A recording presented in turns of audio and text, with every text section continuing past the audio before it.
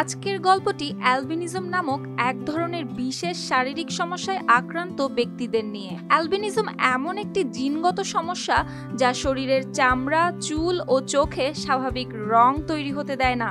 ফলে তাদের চুল, চামড়া ও চোখ হয় ধবধবে ফর্সা। সূর্যের আলোতেও তাদের চোখে ও চামড়ায় হতে পারে সমস্যা।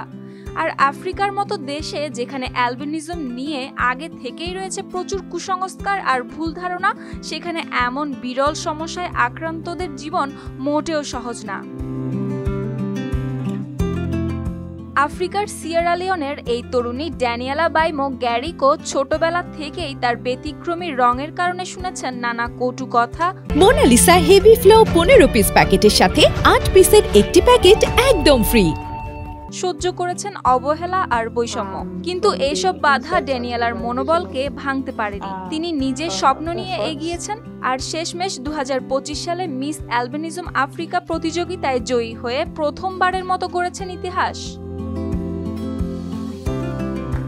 আফ্রিকান ডাইভার্সিটি ফেস্টিভ্যালের অংশ হিসেবে আয়োজিত হয়েছিল এই mister and miss albinism Africa প্রতিযোগিতা, যেখানে 10টি দেশের প্রতিযোগীরা এসেছিলেন নিজেদের গল্প বলতে। আর এতে মিস্টার অ্যালবিনিজম আফ্রিকার দ্বিতীয় রানার আপের মুকুট জয় করেন হামিদ মোহাম্মদ কারামা।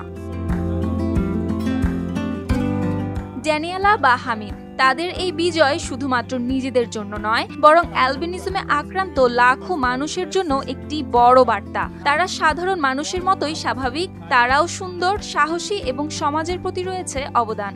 এই প্রতিযোগিতার আসল উদ্দেশ্যই ছিল সমাজের ভ্রান্ত ধারণা ভেঙে অ্যালবিনিজমে আক্রান্ত মানুষদের সম্মান দেওয়া এবং তাদের আত্মবিশ্বাস বাড়ানো।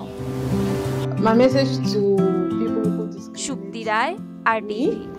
In the past or are currently discriminating me or who discriminates people with albinism in general,